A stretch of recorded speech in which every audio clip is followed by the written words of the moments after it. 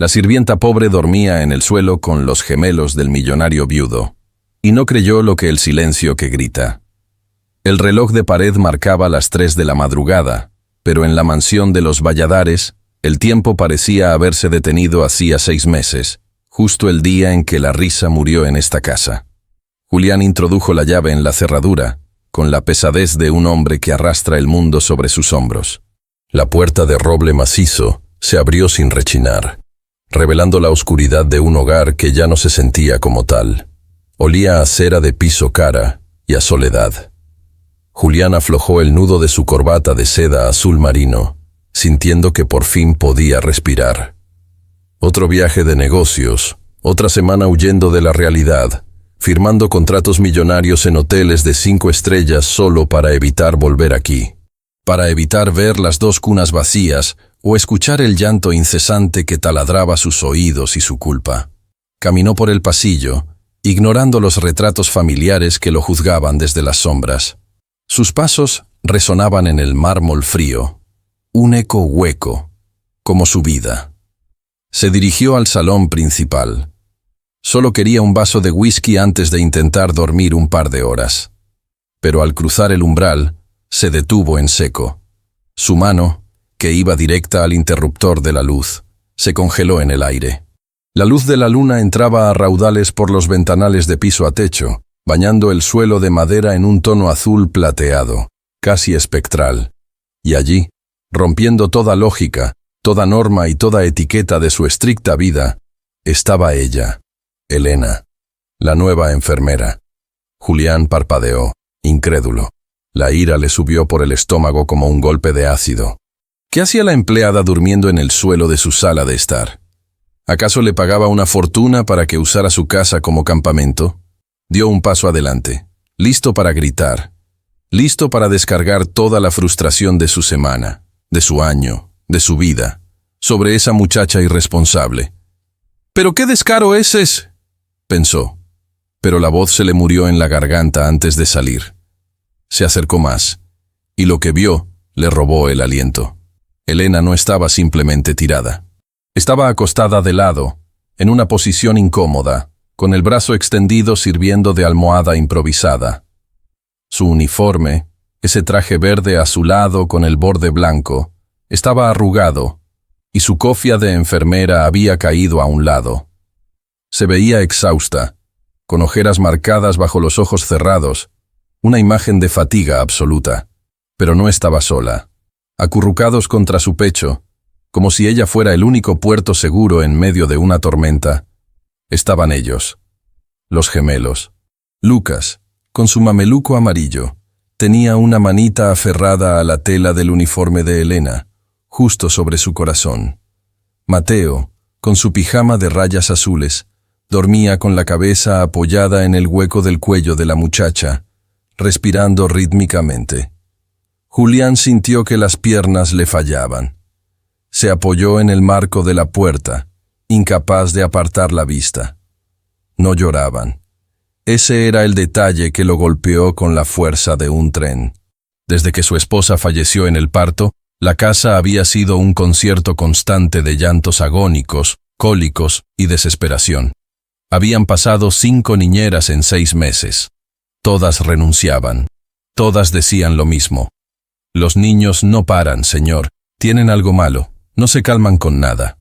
Y sin embargo, ahí estaban, durmiendo profundamente, sin máquinas de ruido blanco, sin cunas ergonómicas importadas de Alemania, sin las luces tenues que los pediatras recomendaban. Estaban durmiendo sobre una alfombra y el duro suelo de madera, pegados al calor corporal de una mujer que apenas conocían. Julián se acercó despacio, con miedo de romper el hechizo. El silencio era tan puro que podía escuchar la respiración suave de sus hijos. Se agachó un poco, observando la escena. La luz de la luna iluminaba el rostro de Elena. No era la belleza sofisticada de las mujeres con las que él solía tratar. Era una cara común, limpia, pero había una serenidad en su expresión que le provocó una punzada de dolor en el pecho. Vio cómo, incluso dormida, la mano de Elena acariciaba instintivamente la espalda de Mateo. Un movimiento reflejo.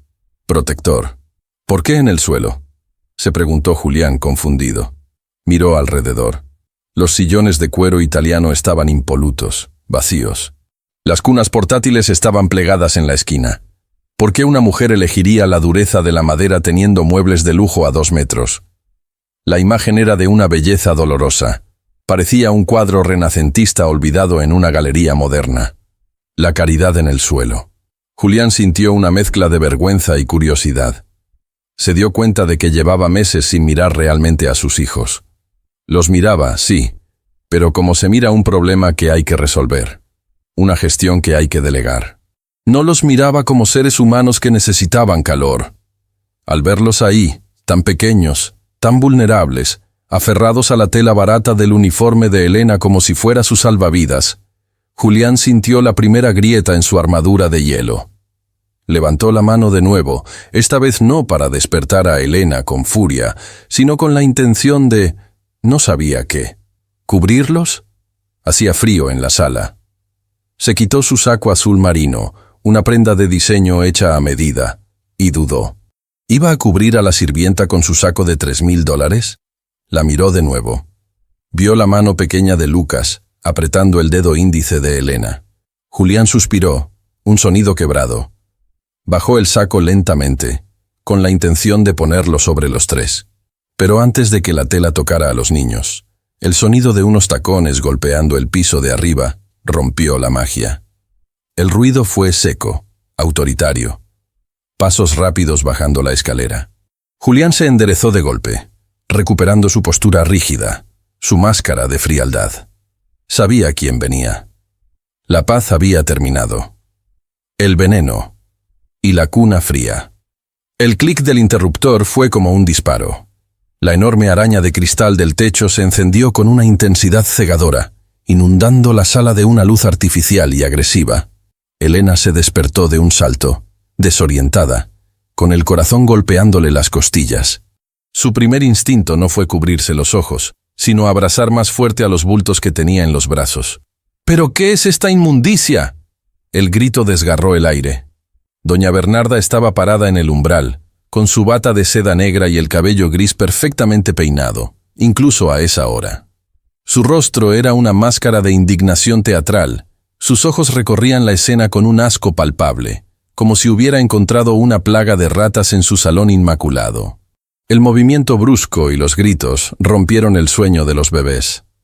Mateo fue el primero en soltar un gemido agudo, seguido inmediatamente por Lucas. El llanto, ese sonido que Julián tanto temía, estalló de nuevo, llenando el espacio y rebotando en las paredes altas. Elena, todavía en el suelo, temblaba. Intentó ponerse de pie, pero las piernas se le habían entumecido por las horas en la madera. Señora Bernarda, lo siento. Yo solo, balbuceó Elena, con la voz ronca por el sueño, tratando desesperadamente de mecer a los 2 bebés al mismo tiempo para calmarlos. «¡No te atrevas a hablarme!» Bernarda avanzó como un depredador, señalando el suelo con un dedo acusador cargado de anillos. «Mira lo que has hecho. Tienes a mis nietos, a los herederos de esta familia, tirados en el suelo como si fueran perros callejeros. Animal». Julián observaba la escena desde la sombra, cerca de la ventana. Su dolor de cabeza regresó con fuerza. «Suegra, por favor, baje la voz», dijo Julián, con un tono cansado pero firme. «Los niños están asustados». Bernarda giró la cabeza hacia él. Sus ojos brillaban con esa mezcla de victimismo y manipulación que manejaba con maestría. «Julián, gracias a Dios que llegaste», exclamó cambiando su tono a uno de falsa preocupación. «Mira esto. Mira lo que me encuentro en mi propia casa. Esta mujercita, arrastrándose por el piso con los niños. Es antihigiénico, es degradante. ¿Quién sabe qué enfermedades les está pegando con ese uniforme sucio que ha arrastrado por todo el piso?» Elena logró ponerse de rodillas, con la cabeza baja. Las lágrimas empezaban a correr por sus mejillas, pero no soltaba a los niños. Los bebés lloraban desesperados, buscando el cuello de ella, escondiendo sus caritas en su hombro, huyendo de la voz estridente de su abuela. «Señor Julián», dijo Elena, con la voz quebrada pero mirando fugazmente al padre. Le juro que no fue por negligencia. Ellos no querían estar en la cuna. Lloraban y lloraban. Y el suelo... Elena tragó saliva, sabiendo que su explicación sonaría absurda para esa gente rica. El suelo era el único lugar donde podía acostarme con los dos a la vez para que sintieran que no estaban solos. «Excusas de gente vulgar», interrumpió Bernarda, acercándose peligrosamente a Elena. «Los acostaste en el suelo porque eres una perezosa que quería dormir en lugar de vigilarlos. Dame a esos niños ahora mismo». Bernarda extendió los brazos. Sus manos huesudas y frías fueron hacia Mateo. Lo que sucedió a continuación fue sutil, pero Julián, con su ojo entrenado para los detalles, no lo pasó por alto. Cuando Bernarda intentó tomar al bebé, Mateo gritó más fuerte, un grito de terror puro, y se aferró con sus manitas a la tela de la enfermera, pataleando para alejarse de su abuela. Elena, en un acto reflejo que desafiaba toda jerarquía, giró el cuerpo levemente, protegiendo al niño con su propio hombro. Fue un movimiento de milisegundos, un instinto de leona protegiendo a su cría, antes de recordar su lugar y detenerse. «¡Me ha desafiado!», chilló Bernarda ofendida hasta la médula. «¿Viste eso, Julián? Esta sirvienta me ha impedido cargar a mi propio nieto. Quiero que se largue. Que se vaya ahora mismo de esta casa. A la calle». El silencio de Julián pesaba más que los gritos. Miró a Elena. La joven estaba arrodillada en su costosa alfombra persa, humillada, con el cabello despeinado y los ojos rojos. Pero sus brazos eran firmes. A pesar de los gritos de la anciana, Elena había empezado a tararear muy bajito, casi imperceptiblemente, cerca del oído de los bebés. Y, milagrosamente, el llanto de los niños comenzaba a bajar de intensidad. Julián sintió una punzada de vergüenza ajena por el comportamiento de su suegra, pero también sintió la presión de las normas sociales que habían regido su vida desde siempre. Una empleada no podía dormir en el suelo de la sala principal. Era inaceptable. Era caos. «Levántese, Elena», dijo Julián. Su voz sonó más fría de lo que pretendía. Elena obedeció torpemente, cargando el peso de los dos bebés. Se puso de pie, bajando la mirada. «Bernarda tiene razón en una cosa», dijo Julián, metiéndose las manos en los bolsillos del pantalón para ocultar que le temblaban. «Esto no es una guardería comunitaria. Aquí hay normas. Los niños tienen habitaciones equipadas con la mejor tecnología. No tienen por qué estar en el piso». Bernarda sonrió triunfante, cruzándose de brazos. «Exacto. Así que despídela, Julián. Tírala a la calle ahora mismo. Yo me encargaré de los niños esta noche». Al escuchar eso, Elena levantó la vista por primera vez. Sus ojos marrones, grandes y húmedos, se clavaron en los de Julián. No había súplica por su empleo en esa mirada. Había terror, terror por los niños. «Señor», susurró ella, «si me despide me voy. No me importa el dinero. Pero por favor, no deje que los separen esta noche. Lucas tiene fiebre emocional. Si no siente a su hermano cerca, vomita del estrés. Y Mateo necesita que le sostengan la cabeza porque le duele el cuello si está muy plano». Bernarda soltó una carcajada seca. «Ahora resulta que es doctora. Fiebre emocional. ¡Qué estupidez! ¡Dame a los niños!». Bernarda avanzó y esta vez, con brusquedad, arrancó a Lucas de los brazos de Elena. El bebé soltó un alarido desgarrador, arqueando la espalda, poniéndose rojo, casi morado, como si le hubieran arrancado la piel. Elena dio un paso adelante, angustiada. «Cuidado con la cabecita. ¡Atrás!», ladró Julián, deteniendo a Elena con un gesto autoritario. Pero su mirada estaba fija en su hijo. Lucas lloraba en brazos de su abuela, pero no era un llanto normal. Era un llanto de pánico. Bernarda lo sacudía torpemente, intentando callarlo con palmadas fuertes en la espalda que parecían más castigos que consuelos. «Cállate, niño, cállate», decía Bernarda entre dientes, perdiendo la paciencia rápidamente. «Es culpa de esta mujer. Los ha malcriado». Julián miró a Elena. Ella se había quedado con Mateo en brazos. El bebé en brazos de la enfermera estaba sollozando, sí, pero tenía la cara escondida en el cuello de ella y su manita agarraba un mechón de pelo suelto de Elena. Estaba triste, pero se sentía seguro. Lucas, en brazos de la abuela, parecía estar en el infierno. El contraste era brutal.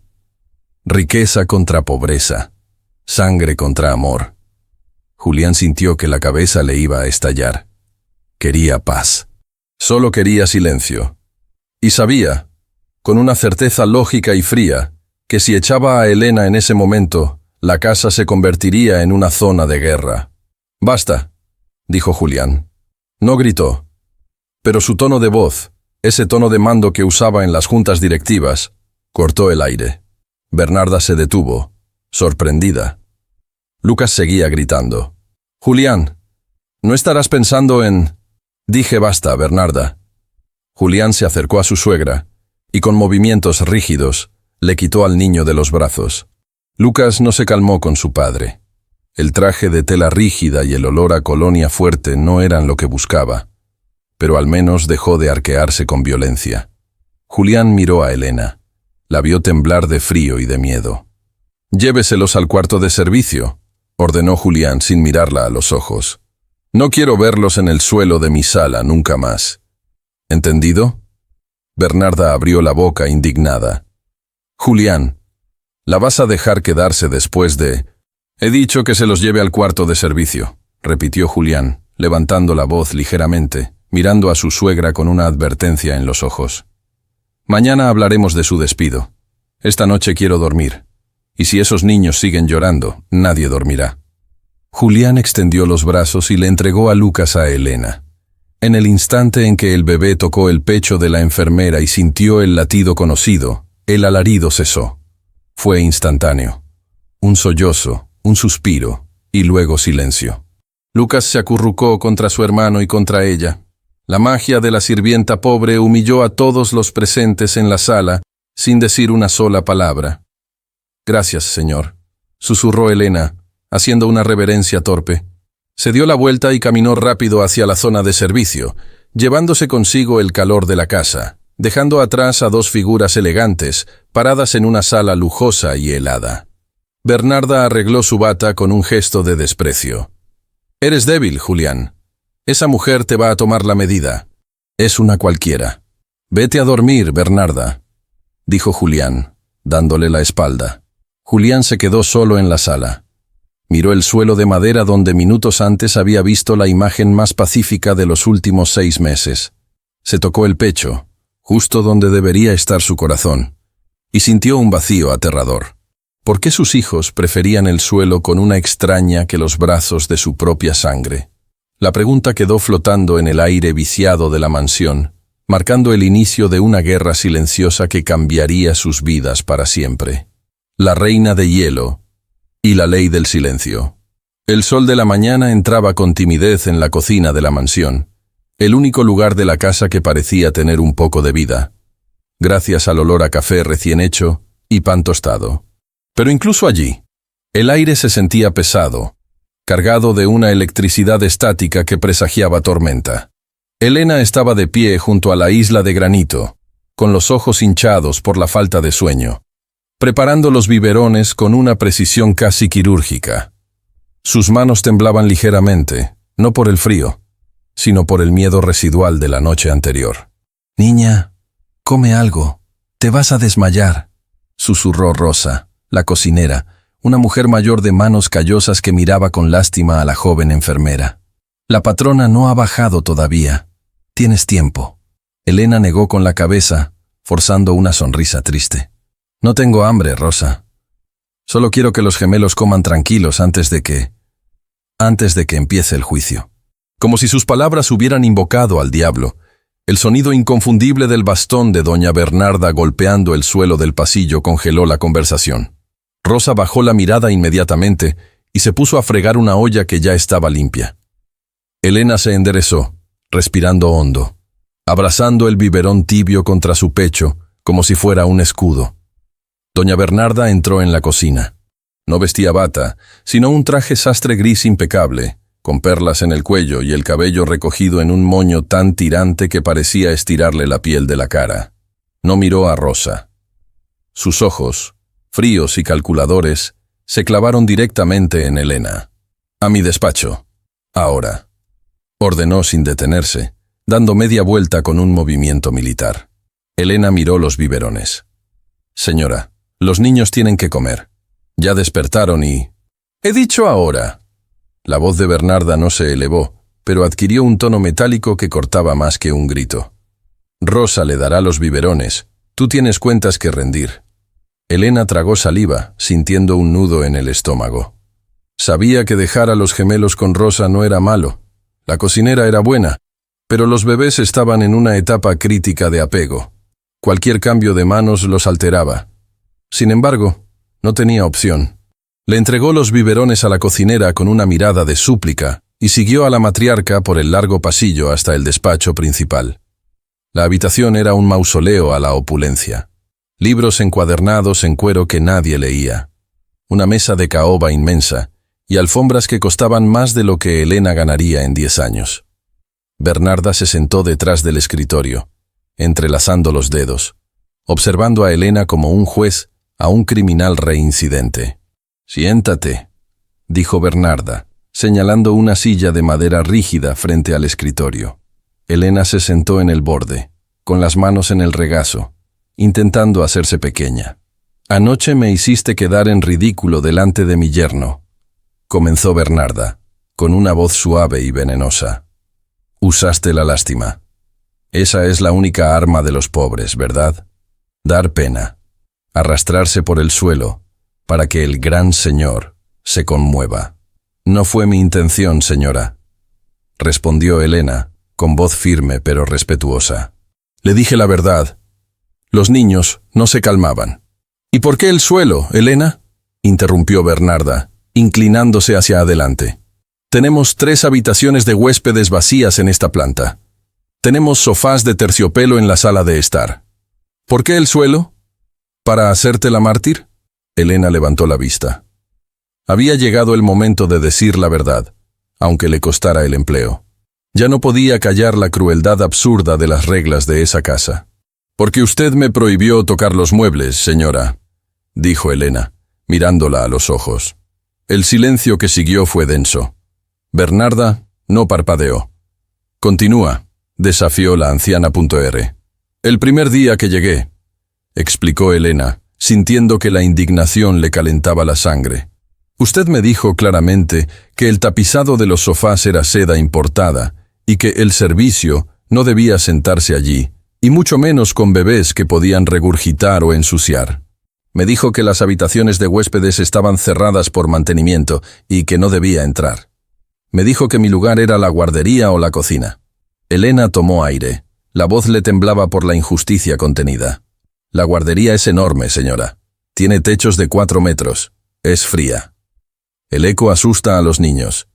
Cuando lloran allí, el sonido se multiplica y se ponen histéricos. Intenté mecernos en la silla de la guardería, pero es de diseño, dura como una piedra. Mateo tiene reflujo, necesita estar inclinado, pero no en algo duro. Bajé a la sala porque es el lugar más cálido de la casa, donde entra el sol de la tarde que calienta la madera. Y como no podía usar los sofás por sus órdenes, me senté en el suelo. Y cuando se durmieron, no me atreví a moverme para no despertarlos».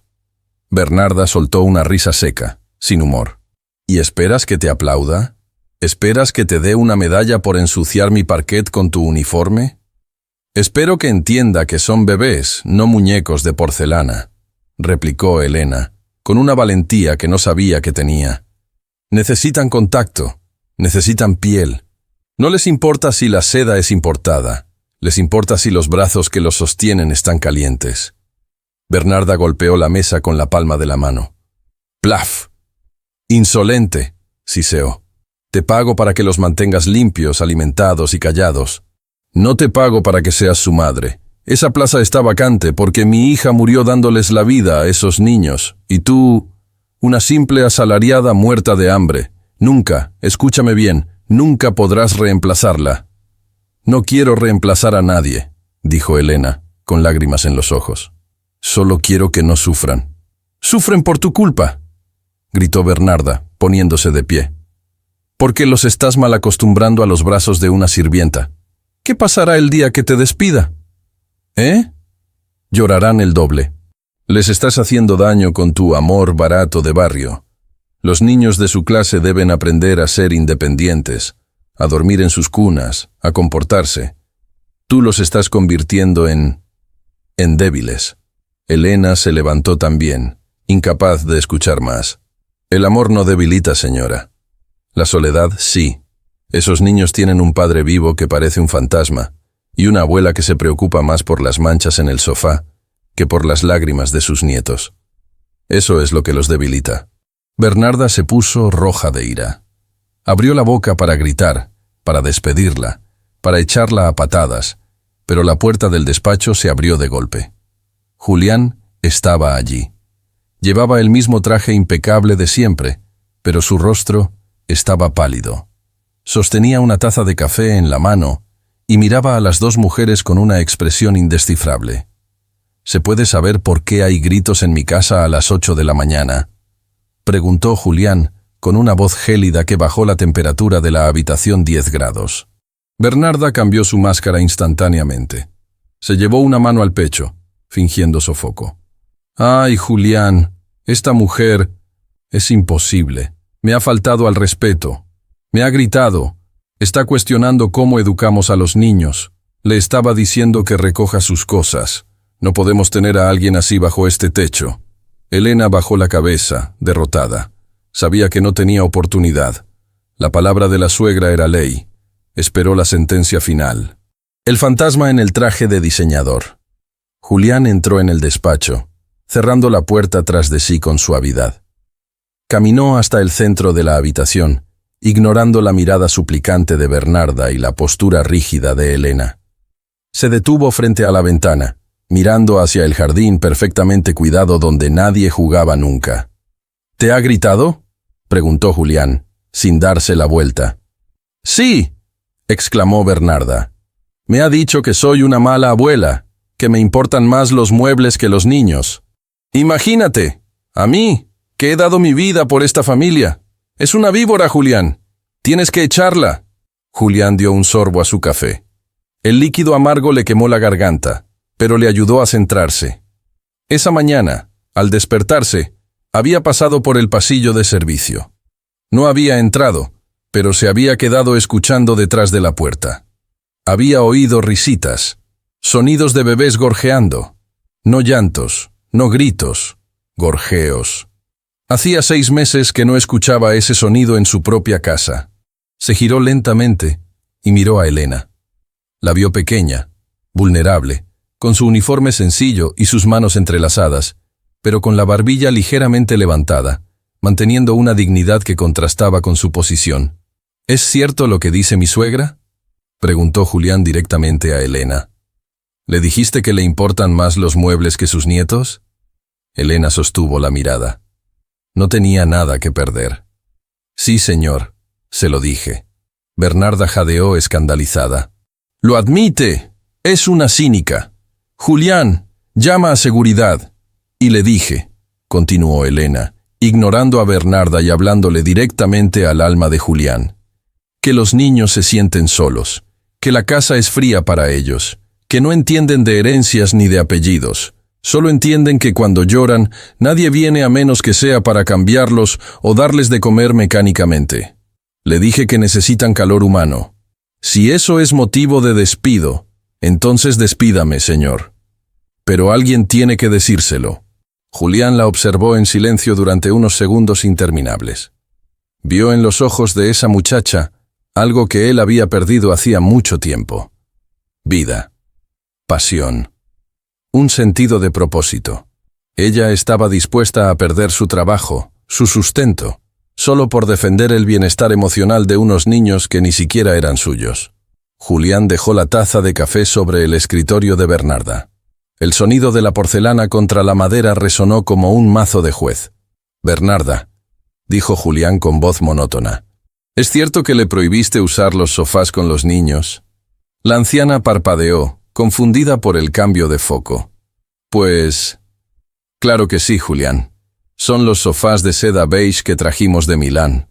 Los bebés vomitan, babean. Es sentido común. No vamos a arruinar la decoración por un capricho.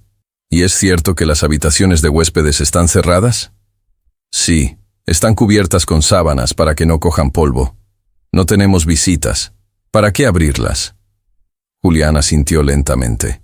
Metió las manos en los bolsillos del pantalón y miró a su suegra con una frialdad que la hizo retroceder un paso. Entonces Elena tenía razón, dijo él. ¿Qué? Bernarda casi se atraganta. ¿Estás defendiendo a la sirvienta? No la estoy defendiendo, cortó Julián, y su voz se volvió dura, pragmática. Estoy analizando los hechos. Si no puede usar los muebles, y no puede usar las habitaciones, y la guardería es inadecuada. El suelo era la única opción lógica. Usted creó el problema, Bernarda. Ella solo buscó una solución. Julián se volvió hacia Elena. No había calidez en su rostro, solo una resignación cansada. No la miraba como a una salvadora, sino como a una herramienta necesaria que funcionaba donde otras habían fallado. No te voy a despedir, dijo Julián. Elena soltó el aire que tenía contenido en los pulmones. Bernarda se quedó boquiabierta, roja de furia. «Esto es inaudito», gritó la suegra. «Si ella se queda, yo me voy. No voy a tolerar que esta intrusa mande en mi casa». «Esta es mi casa, Bernarda», la corrigió Julián, con una autoridad que no admitía réplica. «Y mis hijos llevan 6 meses llorando. Anoche durmieron. Esta mañana se ríen. No me importa si Elena tiene que dormir colgada de una lámpara o si tiene que quemar los sofás de Milán en la chimenea. Si ella logra que haya paz en esta casa, se queda». Julián caminó hacia la puerta, pero se detuvo antes de salir. No miró a Elena con gratitud, ni con afecto. La miró con la distancia de un jefe que acaba de renovar un contrato molesto pero necesario. «Pero no se equivoque, Elena», advirtió Julián, y sus palabras fueron cuchillos. «No la dejo quedarse porque tenga razón sobre el amor o el calor humano. Esas son tonterías sentimentales. Se queda porque necesito dormir. Necesito silencio para trabajar. Si los niños vuelven a llorar como antes, se va. ¿Entendido?» Elena sintió un golpe en el pecho. Esperaba un poco de humanidad, un poco de reconocimiento de que sus hijos necesitaban amor, no solo silencio. Pero se encontró con un muro. Julián no quería ser padre. Quería ser un hombre de negocios sin distracciones. «Entendido, señor», susurró ella con el corazón encogido. «Y una cosa más», añadió Julián, mirando a Bernarda.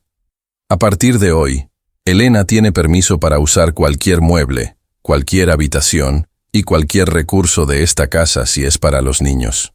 Si veo una sola funda cubriendo un sofá o una puerta cerrada con llave, la que tendrá problemas será usted, suegra». Julián salió del despacho sin esperar respuesta, dejando tras de sí un silencio tenso y devastador.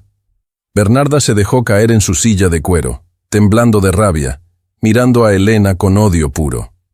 «Has ganado esta batalla, mocosa», masculló entre dientes. «Pero la guerra acaba de empezar. Julián está ciego de dolor, pero yo no. Te voy a vigilar. Y al primer error, al primer desliz, te destruiré». Elena no respondió. Hizo una pequeña reverencia y salió del despacho. Al cerrar la puerta, se apoyó contra la pared del pasillo y se permitió llorar por un segundo. No lloraba por las amenazas de la bruja de Bernarda. Lloraba por Julián. Lloraba porque acababa de confirmar lo que más temía. Esos 2 bebés hermosos, Lucas y Mateo, eran huérfanos de madre, pero también eran huérfanos de padre, aunque él caminara por la casa. Julián había elegido el silencio sobre el amor. Había elegido la paz de cementerio sobre el caos de la vida. Elena se secó las lágrimas con el dorso de la mano y se enderezó. «No importa», se dijo a sí misma en voz baja, mientras caminaba hacia la cocina donde la esperaban los gemelos. «Si él no los quiere amar, los amaré yo. Los amaré por los 2». Y con esa promesa silenciosa, Elena cruzó la línea invisible que separa a una empleada de una madre, sellando su destino en esa casa de oro y hielo. La verdad en blanco y negro. 3 días habían pasado desde el ultimátum. 3 días de un silencio sepulcral en la mansión que, paradójicamente, no traía paz a Julián, sino una inquietud nueva y corrosiva. Antes, el llanto de los niños era una alarma constante que justificaba su ausencia, su huida al trabajo, su desconexión. Ahora, el silencio le obligaba a estar presente. Y el silencio le obligaba a pensar. Eran las 2 de la mañana de un martes lluvioso. Julián estaba encerrado en su despacho, rodeado de pantallas con gráficos bursátiles que subían y bajaban, números que representaban millones pero que esa noche no significaban nada para él. Se frotó los ojos, cansado, y su mirada se desvió hacia el monitor lateral, el que controlaba el sistema de seguridad interno de la casa. Normalmente, esa pantalla estaba apagada o ignorada. Él no era un hombre paranoico, pero esa noche, algo lo impulsó a encenderla. Quizás buscaba una excusa. Quizás, en el fondo de su mente racional, quería encontrar a Elena durmiendo en horas de trabajo, o ignorando a los niños, o robando platería, para así poder darle la razón a Bernarda, despedirla y volver a su miserable normalidad de niñeras rotativas y caos emocional. Sería más fácil. Odiaba sentirse en deuda con alguien. Julián tecleó la contraseña y las cámaras se desplegaron en cuadrícula. Cámara 1. El salón principal, vacío y oscuro. Cámara 2. La cocina. Impecable. Cámara 3. La antigua habitación de costura, ahora convertida improvisadamente por Elena en el cuarto de juegos y sueño, ya que se negaba a usar la guardería fría del segundo piso. Julián maximizó la imagen de la cámara 3. La imagen era en blanco y negro, granulada por la visión nocturna, pero clara. Lo que vio le hizo soltar el bolígrafo que tenía en la mano. Elena no estaba durmiendo. Estaba sentada en una mecedora vieja que había rescatado del sótano, con un gemelo en cada brazo. Pero no estaba estática. Se mecía con un ritmo constante, hipnótico. Julián subió el volumen del audio ambiental. Esperaba escuchar el silencio que tanto exigía. En su lugar, escuchó una voz. Era un tarareo, un sonido suave, aterciopelado, roto apenas por el cansancio. Elena cantaba. «Duerme, duerme, negrito, que tu mamá está en el campo, negrito». Julián sintió un escalofrío que le recorrió la columna vertebral. No era la canción lo que lo impactó. Era una canción popular, cualquiera la sabría. Era el tono. Era la misma cadencia, la misma suavidad temblorosa con la que su esposa, Lucía, le cantaba a su vientre hinchado meses atrás. Julián se acercó a la pantalla, casi tocando el cristal con la nariz. Observó el rostro de Elena en el monitor. Tenía la cabeza caída hacia atrás, los ojos cerrados, pero sus brazos sostenían a Lucas y Mateo con una firmeza de hierro.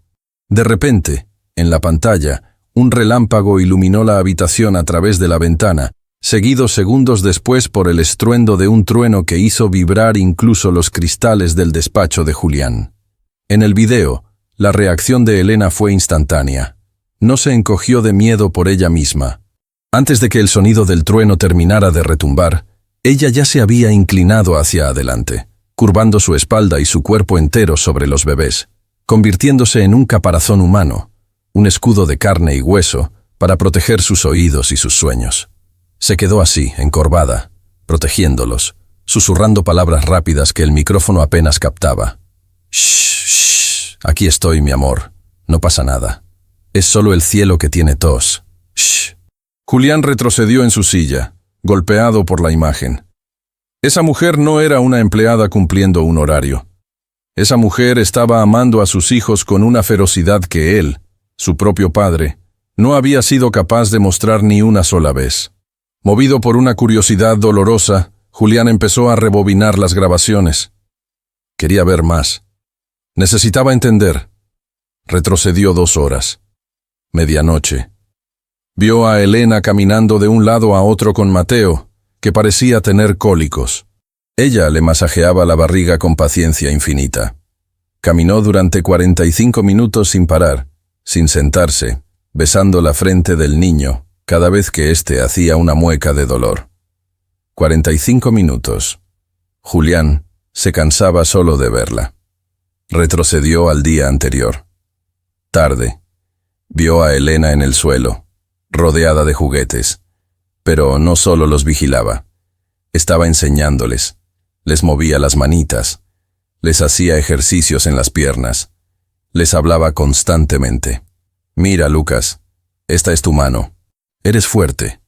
Vas a ser grande. Julián siguió retrocediendo, día tras día, noche tras noche. Descubrió la verdad oculta tras el silencio que él disfrutaba. El silencio no era magia. El silencio era el resultado del agotamiento extremo de una mujer.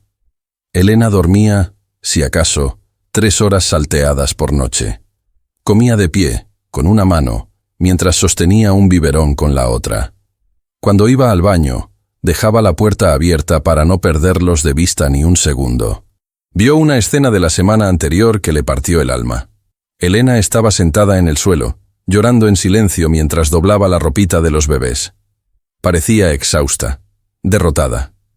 Pero cuando Lucas se despertó en la cuna improvisada, ella se secó las lágrimas en un segundo, puso una sonrisa radiante, una sonrisa falsa pero convincente, y fue a atenderlo, como si fuera la mujer más feliz del mundo. «Hola, mi príncipe. ¿Dormiste bien?», le dijo al bebé, ocultando su propio dolor para no transmitirle angustia. Julián apagó el monitor de golpe. La pantalla se fue a negro, devolviéndole su propio reflejo en el cristal oscuro. Un hombre de traje, impecable, rico, poderoso y absolutamente miserable. Se sintió un parásito. Estaba comprando la vida de esa muchacha por un sueldo, consumiendo su juventud y su energía para que ella llenara el hueco inmenso que él se negaba a llenar. Bernarda decía que Elena era una aprovechada. Las cámaras decían otra cosa. Elena era una mártir. Julián se puso de pie. Necesitaba un trago, o aire, o salir de esa casa que de repente se sentía demasiado pequeña para su ego y demasiado grande para su soledad. Pero no salió. Se quedó allí, en la penumbra, con la imagen de Elena cubriendo a sus hijos del trueno grabada a fuego en su retina. La sirvienta tenía más dignidad en su dedo meñique que él en toda su cuenta bancaria. Las palabras que sangran. A la mañana siguiente, la atmósfera en la casa había cambiado, al menos para Julián. Caminaba con más cautela, observando detalles que antes pasaba por alto. Notó las ojeras profundas bajo los ojos de Elena cuando les sirvió el café, algo que no era su trabajo, pero que hacía porque Bernarda había despedido a la chica de servicio anterior en un ataque de ira. Notó cómo le temblaban las manos al dejar la taza sobre el platillo. «Gracias», dijo Julián. Fue una palabra seca, automática, pero Elena levantó la vista, sorprendida. Él nunca daba las gracias. «De nada, señor. Que tenga buen día», respondió ella con timidez y se retiró rápido hacia la cocina. Julián se quedó solo en el comedor. No tenía hambre. Se levantó y, casi sin pensarlo, sus pasos lo llevaron hacia la zona que Elena había colonizado, el cuarto de costura en la planta baja. Sabía que ella estaba en la cocina preparando las fórmulas, así que la habitación estaba vacía, aunque ocupada por la presencia de los gemelos que dormían su siesta matutina en el corralito acolchado. Entró despacio. La habitación olía a lavanda y a talco, un olor limpio y dulce que contrastaba con el olor a cera y encierro del resto de la mansión. Todo estaba ordenado con una pulcritud obsesiva. Los pañales apilados por tamaño, los juguetes organizados por colores. Julián se acercó a una pequeña mesa auxiliar que Elena usaba como escritorio improvisado para anotar los horarios de las tomas y los medicamentos. Había varios papeles con tablas hechas a mano. Mateo, 3 Oz a las 9:00. Lucas, vitaminas a las 10:00. Pero debajo de esos papeles clínicos asomaba algo más. Era un cuaderno escolar, de espiral metálico y tapa de cartón azul, barato, con las esquinas desgastadas por el uso. Contrastaba violentamente con los libros de cuero y pan de oro de la biblioteca de Julián. Sabía que no debía tocarlo. Era privado. Era la intimidad de una empleada. Pero la curiosidad que había despertado la noche anterior era más fuerte que su educación. Necesitaba saber quién era esa mujer. Necesitaba saber si era real, o si todo era una actuación para ganarse una herencia. como insistía Bernarda. Julián abrió el cuaderno. No era un registro de gastos. No era una lista de quejas. Era un diario. La caligrafía era redonda, clara, infantil en su forma, pero profunda en su contenido. Julián pasó las primeras páginas al azar. 14 de febrero. Hoy es día de los enamorados. El señor Julián llegó tarde otra vez. Traía una botella de whisky, no flores. Me dio mucha pena verlo subir las escaleras tan solo. Nadie debería tener tanto dinero y estar tan vacío. Le recé a la Virgen por él. Ojalá algún día pueda ver que el amor verdadero no se murió con su esposa. Sigue vivo en los ojos de Lucas. Lucas tiene los ojos de su padre, pero con luz. Julián sintió un golpe en el estómago. Ella no lo odiaba. Ella sentía pena por él. La lástima de una sirvienta era un trago amargo para su orgullo. Pero siguió leyendo, incapaz de detenerse. 20 de febrero. La bruja, perdón Diosito, la señora Bernarda, me tiró la papilla al suelo porque dijo que estaba muy caliente. Me hizo limpiarlo de rodillas delante de las visitas. Lloré en el baño 5 minutos. Quería irme. Quería renunciar. Pero luego volví, y Mateo me sonrió por primera vez.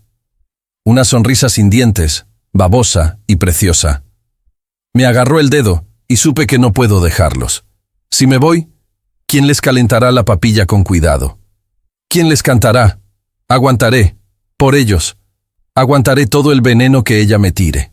Los dedos de Julián apretaron el papel con fuerza. Sabía que Bernarda era difícil, pero ¿humillarla delante de visitas? ¿Tirar comida?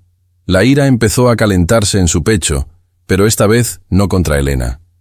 Pasó a la última entrada, escrita la noche anterior, probablemente después de la tormenta. La tinta aún parecía fresca, y en una parte de la hoja, el papel estaba arrugado, como si hubiera caído una lágrima sobre él. 2 de marzo. Ayer el señor Julián me defendió. Bueno, no me defendió a mí, defendió su silencio, pero me dejó quedarme. Cuando me miró en el despacho, sus ojos eran como 2 pozos de hielo. Me dio miedo, pero también me dieron ganas de abrazarlo. Se ve tan cansado, tan triste. Habla de sus hijos como si fueran un negocio, una carga. No se da cuenta de que se está perdiendo el milagro. Hoy Lucas dijo Agú, mirando su foto. Él no lo vio. Me duele el corazón por él. Dios, dame fuerzas para ser la madre que les falta, y dame paciencia para no odiar al padre que se niega a hacerlo. Sálvalo, Dios mío. Rompe su hielo antes de que sea tarde. Julián cerró el cuaderno de golpe. El sonido fue como un disparo en la habitación silenciosa. Respiraba agitadamente. Se sentía desnudo. Esa muchacha, esa nadie que dormía en el suelo, lo había visto. Lo había visto realmente. Había visto a través de su traje de Armani, a través de su frialdad, a través de su máscara de hombre de negocios exitoso. Había visto al hombre roto y asustado que vivía debajo. Y lo peor de todo, no lo juzgaba con odio. Lo juzgaba con compasión. Rezaba por él. Mientras él la miraba con desprecio, ella pedía por su salvación.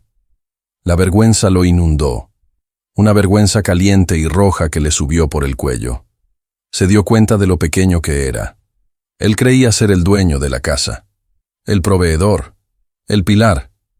Pero leyendo esas páginas, entendió que él era el mendigo emocional de la historia. Y Elena era la millonaria. Dejó el cuaderno exactamente donde estaba, con las manos temblorosas. Al darse la vuelta para salir, chocó con la cuna. El movimiento hizo que Mateo se despertara. El bebé abrió los ojos, grandes y oscuros. Miró a Julián. Por primera vez en 6 meses, Julián no huyó. Se quedó paralizado, mirando a su hijo. Recordó lo que había leído. Mateo me sonrió, me agarró el dedo. Lento, con el corazón martilleando contra sus costillas, Julián extendió un dedo índice hacia la cuna. No lo hizo con autoridad, sino con miedo. Acercó el dedo a la manita del bebé. Mateo lo miró, serio, analizando al extraño.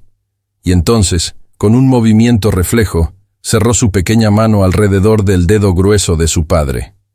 El agarre fue sorprendentemente fuerte, cálido, vivo. Julián sintió una descarga eléctrica que le subió por el brazo y le estalló en el pecho. No fue un pensamiento lógico, fue una emoción pura, bruta, enterrada bajo capas de dolor. Sintió la vida, sintió la conexión. «Hola», susurró Julián, con la voz quebrada, ronca. Mateo no lloró. No soltó el dedo. En ese momento, se escucharon pasos acercándose. Elena volvía de la cocina. Julián retiró la mano bruscamente, como si lo hubieran pillado cometiendo un crimen.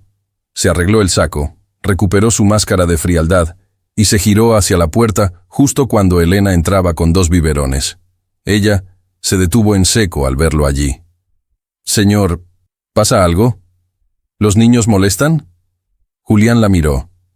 Ahora la veía diferente. Ya no veía el uniforme. Veía a la mujer del video. Veía a la autora del diario. «No», dijo Julián. Su voz era extraña, carente de la agresividad habitual.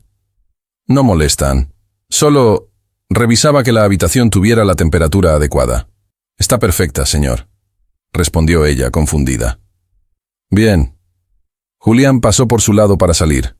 Al llegar al marco de la puerta, se detuvo sin girarse. «Elena». «Sí, señor». «Esa mecedora vieja rechina», dijo Julián, mirando al pasillo. «Mañana traerán un sillón nuevo, uno cómodo. Para que no haga ruido». No esperó respuesta. Se fue caminando rápido, huyendo de la emoción, pero sabiendo que algo dentro de él se había roto irreparablemente. La armadura tenía una grieta, y por esa grieta acababa de entrar la luz. La lección de anatomía emocional. 2 días después de la extraña conversación en el cuarto de costura, la mansión Valladares experimentó un cambio sutil pero sísmico. Llegó un camión de reparto. 2 hombres con uniformes azules descargaron un sillón. No era una pieza de diseño italiano vanguardista, fría y angulosa como el resto de los muebles de la casa. Era una butaca grande, de color gris nube, mullida, envolvente. Una butaca hecha para hundirse en ella, no para admirarla. Bernarda observó la entrega desde lo alto de la escalera, con la nariz arrugada en un gesto de desaprobación absoluta. «Parece un mueble de clase media», masculló para sí misma. «Rompe totalmente la estética del salón. Julián está perdiendo el juicio». Pero Julián no estaba perdiendo el juicio. Estaba buscándolo. Esa tarde, regresó temprano de la oficina. A las 5. Algo inaudito. Entró en la casa con una tensión diferente en los hombros. No traía maletín. Se había quitado la corbata en el coche, un gesto pequeño de rebeldía contra su propia armadura. Caminó directo hacia la zona que Elena ocupaba. La encontró allí, sentada en el nuevo sillón, con Lucas dormido en su regazo y Mateo despierto en el corralito, mirando un móvil de figuras de tela que giraba lentamente. Elena se sobresaltó al verlo entrar. Hizo ademán de levantarse, protegiendo la cabecita de Lucas con la mano. «Señor Julián, no lo esperábamos tan temprano. ¿Quiere que...?» «Quédate sentada», la interrumpió él, alzando una mano suavemente. «Por favor. No quiero despertar al niño». Julián se quedó de pie en medio de la habitación, sintiéndose gigante y torpe en ese espacio lleno de suavidad infantil. Miró a Mateo en el corralito. El bebé lo miró de vuelta. Ya no había miedo en los ojos del niño, solo una curiosidad infinita. «Quiero intentarlo», dijo Julián de repente. Su voz sonó ronca, como si las palabras rasparan al salir. Elena lo miró confundida. «¿Intentar qué, señor?» «Cargarlo». Julián señaló a Mateo con un gesto rígido. La última vez lloró como si yo fuera un monstruo. Quiero saber si todavía me tiene miedo». Elena sintió que el corazón se le encogía de ternura. Vio el terror en los ojos del hombre poderoso. Tenía miedo al rechazo de un bebé de 6 meses. «Mateo no le tiene miedo a usted, señor», dijo Elena con suavidad, dejando a Lucas con cuidado en el Moisés antes de acercarse al corralito. «Le tiene miedo a la tensión. Los bebés son como espejos, reflejan lo que nosotros sentimos. Si usted está rígido como una tabla, él siente que hay peligro». Elena levantó a Mateo. El bebé gorjeó, feliz. Ella se giró hacia Julián y se lo ofreció. Julián extendió los brazos. Sus manos temblaban visiblemente. Eran manos grandes, acostumbradas a firmar cheques y cerrar tratos, pero parecían inútiles ante la fragilidad de esa pequeña vida. «Relaje los hombros», instruyó Elena en un susurro. «Respire». Julián tomó al bebé. Fue un movimiento mecánico. Lo sujetó separándolo de su cuerpo, con los brazos estirados, como si sostuviera una bomba de tiempo o, como había pensado Elena muchas veces, un maletín valioso. Mateo, al sentirse suspendido en el aire, sin apoyo firme y rodeado por el olor fuerte de la loción de afeitar de Julián, hizo un puchero. Sus ojitos se llenaron de lágrimas en cuestión de segundos. El llanto comenzó, un gemido que prometía convertirse en grito. «¿Lo ves?», dijo Julián con pánico en la voz, haciendo ademán de devolverlo. «No me quiere. Siente mi frialdad. Tómalo, Elena, antes de que empiece a gritar». «No», dijo Elena, dando un paso adelante, rompiendo la barrera invisible de empleado y patrón. «No lo suelte. Si lo suelta ahora, confirmará su miedo. Tiene que enseñarle que sus brazos son seguros».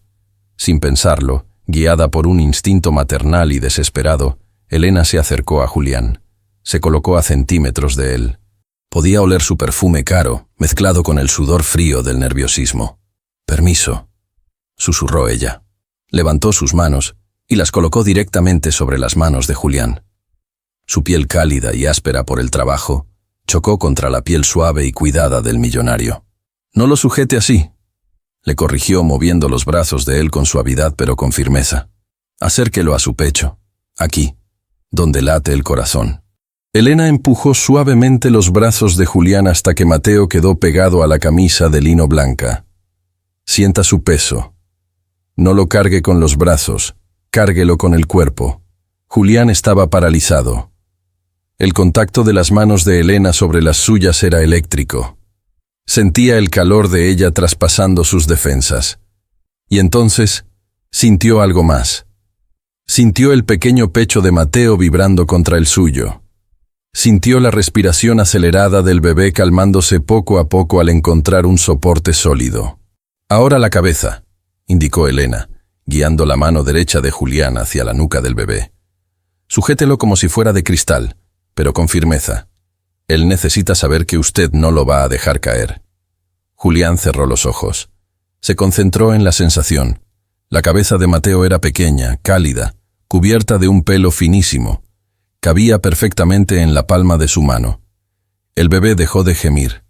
Soltó un suspiro profundo y apoyó la mejilla en la camisa de su padre. Se hizo el silencio. Pero no era el silencio vacío de la mansión.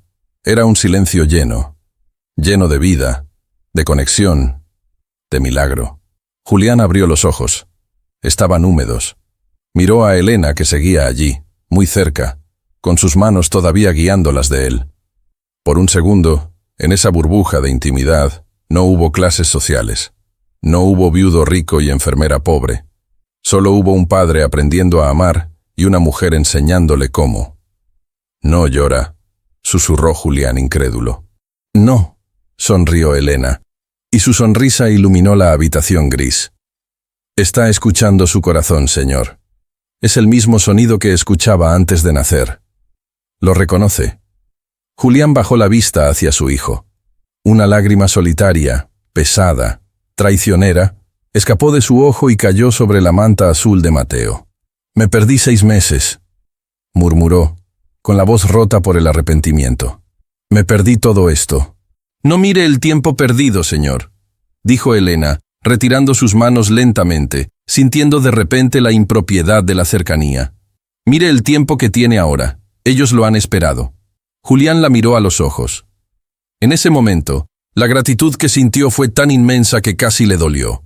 Quiso decirle algo, quiso agradecerle por devolverle la vida, pero las palabras se quedaron atascadas.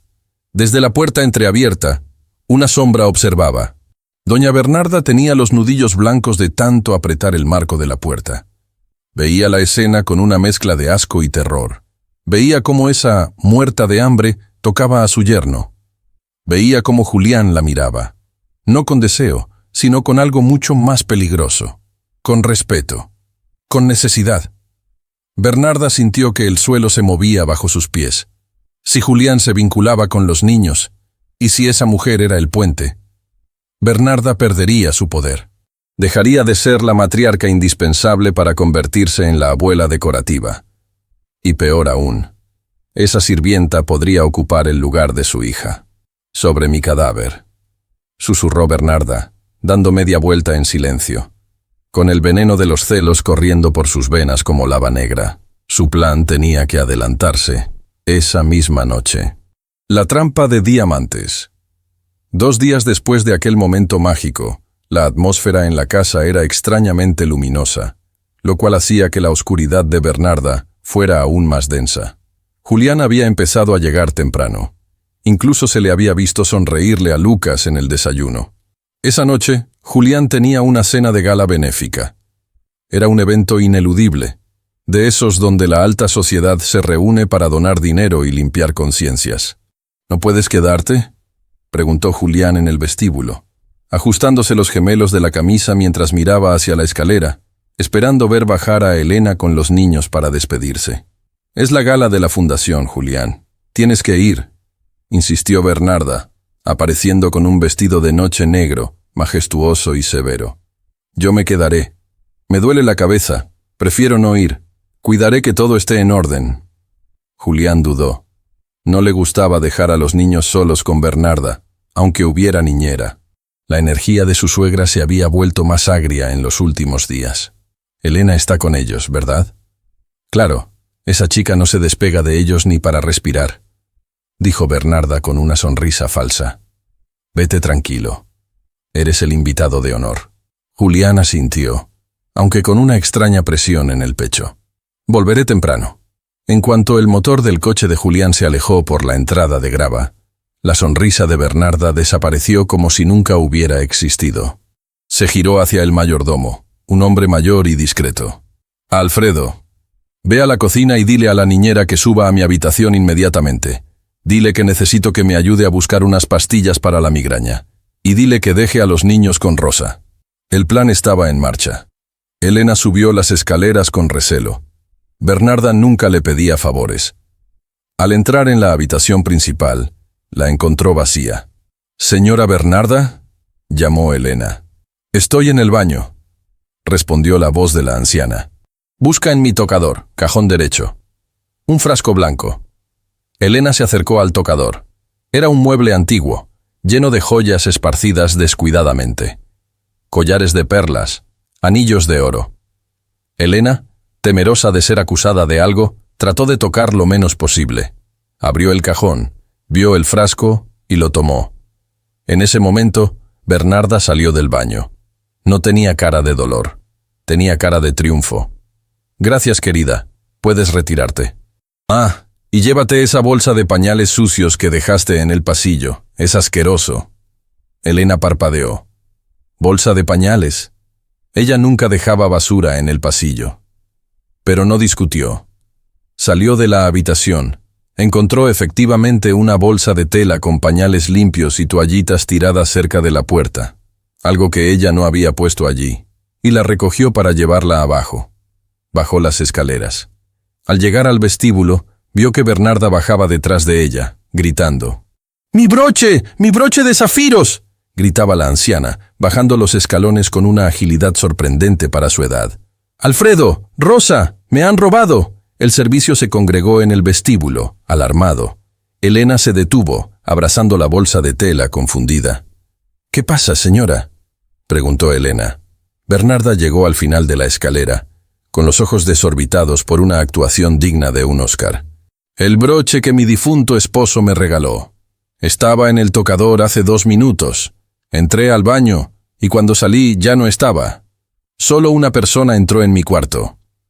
El dedo índice de Bernarda, cargado de anillos, apuntó directamente al pecho de Elena. Un silencio helado cayó sobre el vestíbulo. Rosa, la cocinera, se llevó las manos a la boca. Alfredo bajó la mirada. «Yo no he tocado nada, señora», dijo Elena con la voz temblorosa pero firme. Solo tomé las pastillas que usted me pidió. ¡Mentirosa!, chilló Bernarda. ¡Eres una ladrona! Siempre supe que tu carita de mosca muerta escondía a una delincuente. ¡Seguridad! ¡Revisen a esta mujer ahora mismo! 2 guardias de seguridad entraron desde el exterior. Eran hombres grandes, intimidantes. «Señorita, por favor, vacíe sus bolsillos», dijo uno de ellos. Elena, con las manos temblando violentamente, sacó lo que tenía: un chupete, un pañuelo de tela y el monitor de bebé. «No tengo nada. Se lo juro por mis padres muertos, no tengo nada». «Revisen esa bolsa», ordenó Bernarda, señalando la bolsa de pañales que Elena tenía en la mano. «Estos son solo pañales», empezó a decir Elena. El guardia le arrebató la bolsa. La volcó sobre la mesa de entrada de mármol inmaculado. Cayeron pañales, toallitas húmedas, crema y algo metálico que hizo un sonido claro al golpear la piedra. Clink. Ahí estaba, brillando bajo la luz de la araña de cristal. Un broche de zafiros azules rodeado de diamantes. Elena se quedó sin aire. Sintió que el mundo giraba. «Eso no es mío. Yo no puse eso ahí», susurró, retrocediendo, chocando contra la pared. Era una pesadilla. «¡Lo sabía!», gritó Bernarda, victoriosa, agarrando el broche. «Ladrona, abusaste de nuestra confianza. Te metiste en esta casa para robarnos. Llamen a la policía. Quiero a esta mujer en la cárcel esta misma noche». «No, por favor», gritó Elena, cayendo de rodillas. No le importaba la cárcel, le importaban los niños. «Señora, es una trampa. Usted sabe que es mentira. Yo no puedo irme. Lucas necesita su medicina a las 10. Mateo no duerme si no le canto. Por favor, no me haga esto. ¡Cállate!». Bernarda le dio una bofetada. El sonido seco resonó en todo el vestíbulo. La cara de Elena se giró por el impacto. Rosa empezó a llorar en la puerta de la cocina, pero no se atrevió a intervenir. El poder de Bernarda era absoluto. 15 minutos después, las luces azules de la patrulla policial iluminaron los ventanales de la mansión, tiñendo el salón de un tono fantasmagórico. 2 oficiales entraron. No pidieron muchas explicaciones. La palabra de una dama de la alta sociedad como Bernarda bastaba contra la de una empleada doméstica. Esposaron a Elena. El metal frío en sus muñecas se sentía como el fin de su vida. «¡Los niños!», gritaba Elena mientras la arrastraban hacia la puerta, con lágrimas corriendo por su rostro enrojecido por el golpe. «Por favor, cuiden a los niños. No dejen que lloren. Díganle al señor Julián. Él sabe que yo no fui. Llévensela», ordenó Bernarda con frialdad, cruzándose de brazos, viendo cómo sacaban a la basura de su casa. La puerta principal se cerró de golpe, cortando los gritos de Elena. En el silencio que siguió, un sonido empezó a crecer desde la planta baja. Un llanto. Primero fue Mateo, luego Lucas. Un llanto agudo, desesperado, de puro terror. Sentían la ausencia. Sabían que ella ya no estaba. Bernarda sonrió, acariciando su broche. «Ya se callarán», dijo con desdén, «o aprenderán a callarse». Pero Bernarda no sabía que acababa de cometer el error más grande de su vida. Había despertado el caos, y cuando Julián regresara y encontrara el silencio roto por el dolor de sus hijos, su furia sería más destructiva que cualquier tormenta. La fiebre del abandono. El coche patrulla se alejó, llevándose el único rastro de calidez que había en la mansión. En el instante en que las luces rojas y azules desaparecieron en la oscuridad de la calle, la casa reaccionó. No fue un cambio gradual, fue una implosión.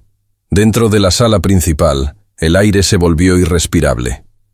Lucas y Mateo, que habían estado inquietos desde que Elena fue sacada a la fuerza, entraron en un estado de pánico absoluto. No era un berrinche de niños malcriados, era el grito primario de la supervivencia.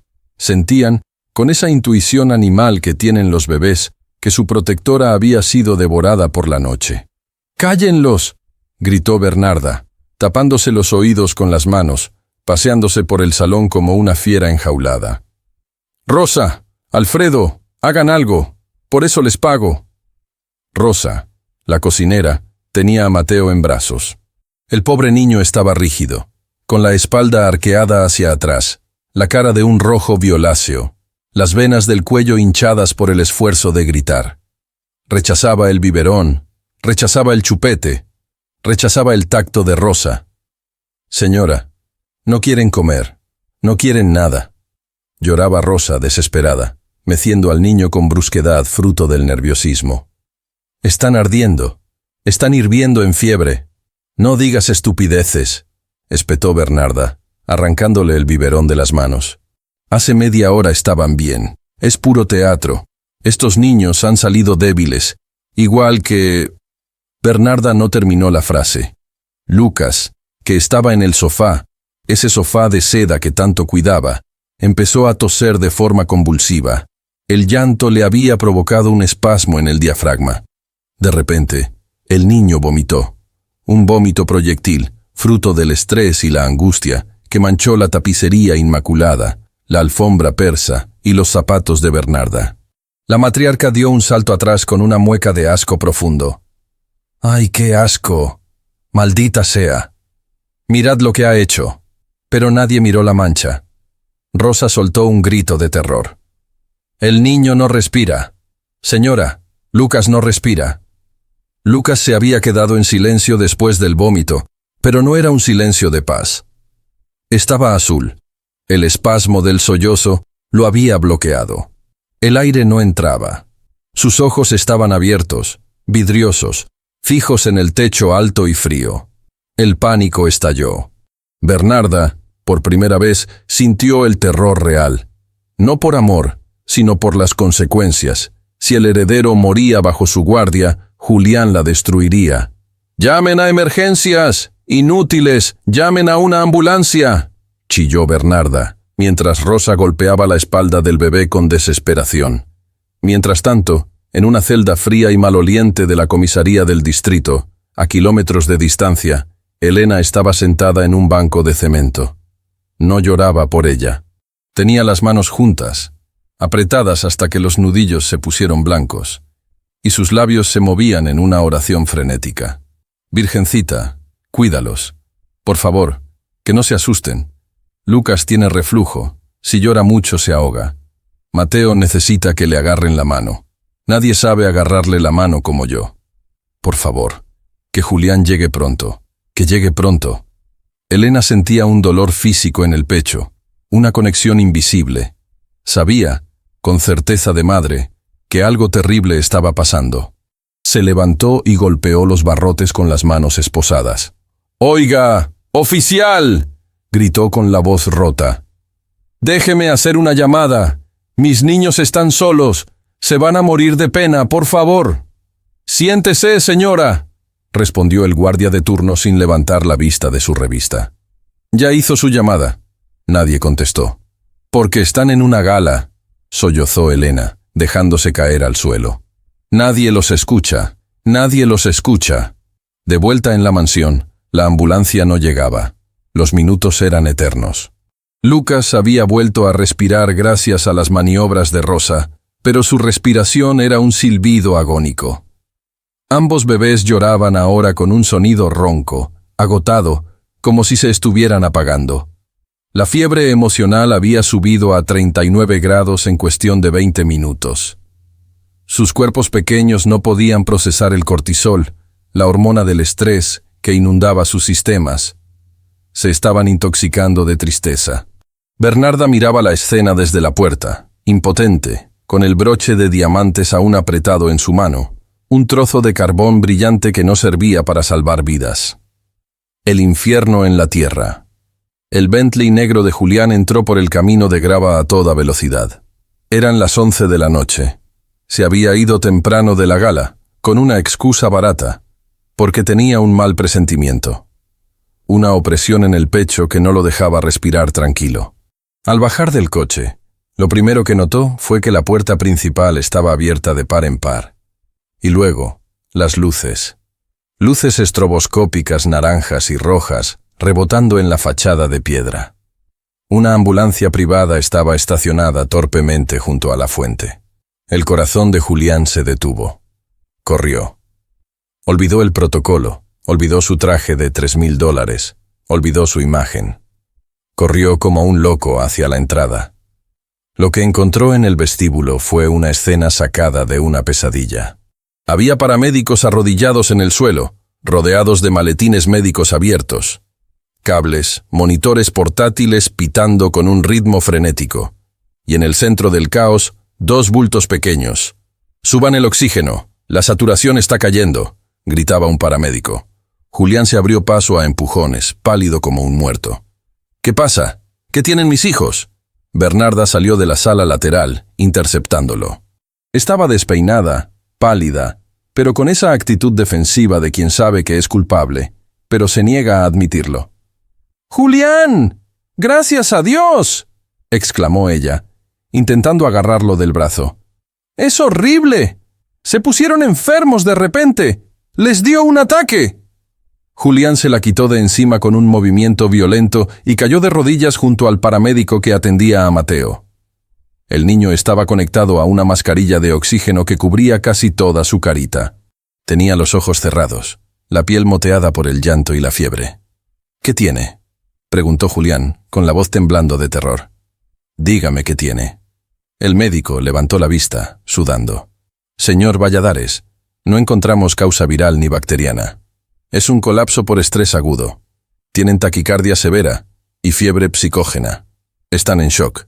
Es como si hubieran sufrido un trauma extremo en la última hora». «¿Ha pasado algo? ¿Un accidente? ¿Un susto fuerte?». Julián giró la cabeza lentamente hacia Bernarda. Sus ojos, normalmente fríos, ahora ardían con un fuego que podría haber reducido la casa a cenizas. «¿Dónde está Elena?», preguntó. Fue un susurro, pero se escuchó por encima de los pitidos de los monitores. Bernarda se enderezó indignada. «Esa delincuente, de eso quería hablarte. Julián, esa mujer nos robó. Encontré mi broche de zafiros en su bolsa de pañales. La policía se la llevó hace una hora». Julián se puso de pie, lentamente. Era una torre de furia contenida. «¿Llamaste a la policía?». «Claro que sí». Bernarda levantó la barbilla sintiéndose justificada. «Era una ladrona. Teníamos al enemigo en casa. Deberías agradecerme que...». «¿Tú crees que me importa un maldito broche?». El grito de Julián fue tan brutal que los paramédicos se detuvieron un segundo. Bernarda retrocedió, chocando contra la pared, aterrorizada. Nunca, jamás, Julián había perdido la compostura de esa manera. «Mis hijos se están muriendo de pena, Bernarda», rugió Julián, señalando a los bebés en el suelo. «No tienen un virus, tienen el corazón roto porque les arrancaste a su madre». «Ella no es su madre», chilló Bernarda, defendiendo su territorio hasta el final. «Es una sirvienta, una ladrona sucia. Es la única persona que los ha amado en esta maldita casa helada». Julián se pasó las manos por el pelo, desesperado. Miró a Lucas, que gemía débilmente bajo la mascarilla. «Doctor, ¿puedo cargarlo?» «Señor, están muy inestables. Mejor no los mueva. Deme a mi hijo». Julián no esperó. Se agachó y levantó a Lucas con todo el cableado. Lo pegó a su pecho, manchando su camisa de gala con el vómito que el niño tenía en el pijama. No le importó. Lo abrazó fuerte, meciéndolo torpemente. «Lucas, papá está aquí. Perdóname, mi amor. Perdóname», susurró Julián. Pero Lucas no se calmó. El niño seguía gimiendo, buscando, olfateando.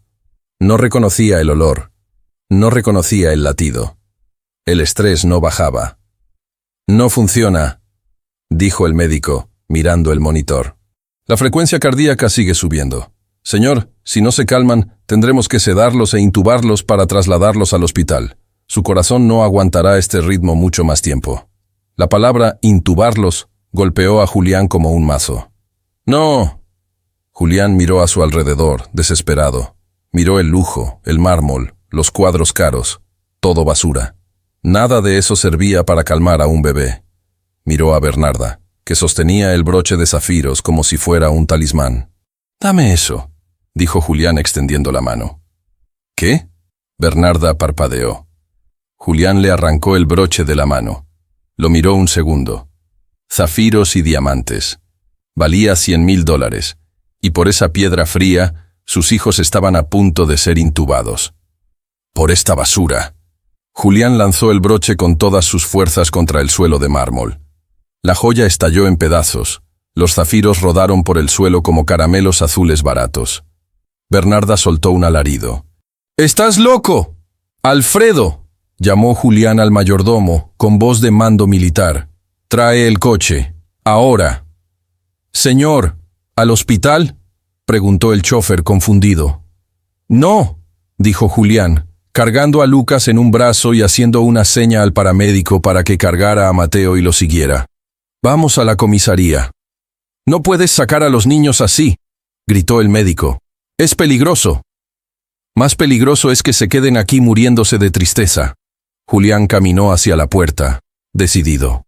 «Si la medicina no funciona, probaré con lo único que sí funcionó». Bernarda corrió tras él, agarrándolo de la manga. «Julián, piensa en lo que haces. Vas a ir a buscar a una criminal. El escándalo. La prensa. Si traes a esa mujer de vuelta, yo me voy de esta casa para siempre». Julián se detuvo en el umbral. La lluvia le golpeaba la cara, mezclándose con el sudor. Se giró y miró a la mujer que había hecho de su vida un infierno de etiquetas y frialdad. «Bernarda», dijo Julián, con una calma aterradora, «haz las maletas. Quiero que estés fuera antes de que yo vuelva». «¿Qué?». Bernarda se quedó congelada bajo la lluvia. «Si vuelvo y estás aquí, te juro por la memoria de mi esposa que te echaré yo mismo a la calle. Has intentado matar el alma de mis hijos por un capricho de poder. Se acabó». Julián subió al coche. El paramédico subió con Mateo en la parte trasera, atónito. «A la comisaría del Distrito 4. Rápido», ordenó Julián al chofer. El coche arrancó derrapando en la grava, dejando atrás la mansión, el lujo y a una anciana destruida entre los pedazos de sus joyas, para adentrarse en la noche en busca de la única medicina que podía salvar a los gemelos, la sirvienta pobre que dormía en el suelo. El milagro entre rejas.